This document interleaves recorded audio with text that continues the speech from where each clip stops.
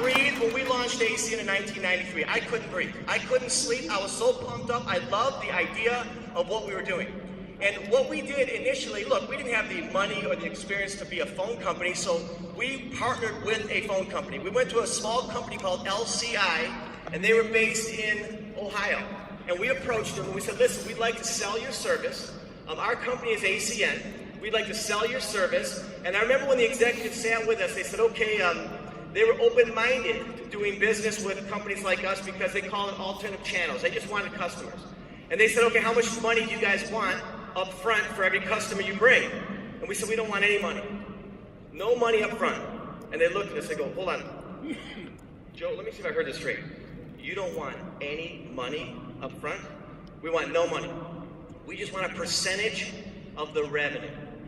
Only pay us if we deliver. Only pay us if we bring customers, because how many of you guys realize you get paid up front, you get paid once.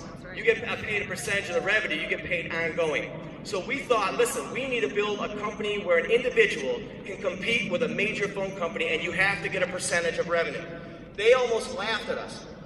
They're like, okay, boy, you guys drive, because nobody does that. Who does that? I mean, who does that, right? I'd like a contract, but don't give me anything unless I perform. Who does that, right? Everybody wants something, right? And they laugh, they go, boy, you guys drive a hard bargain. I still remember the looks on their faces. Well, we ended up going back, put ACN together, the comp plan, generally how you see it today, but not as good as what you have today, and we went to work. And I'll tell you what happened. In our first 5 years of business, from the time we started to 5 years later, we created annual revenue of $400 million for this company with one product.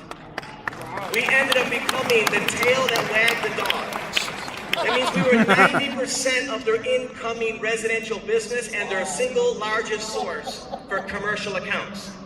And we became the tail that wagged the dog. They came in, now they became a publicly traded company, and they did not have a firm contract with ACN, which means we could have left at any time and did it for someone else.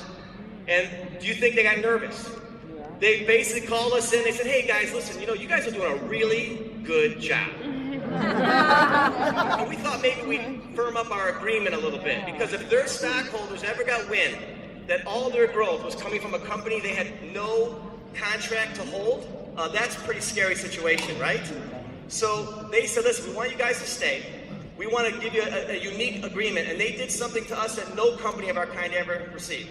That means we were just a sales channel for them, and they gave us an equity arrangement where they said, look, based on what you're doing, if we ever sell our company or there's a change in control, it's going to trigger a multiple to you guys based on what you're doing. And that occurred. And when that happened, Quest purchased LCI, and that triggered $80 million to ACN. Now, we took that $80 million and we partied. No, I'm just kidding.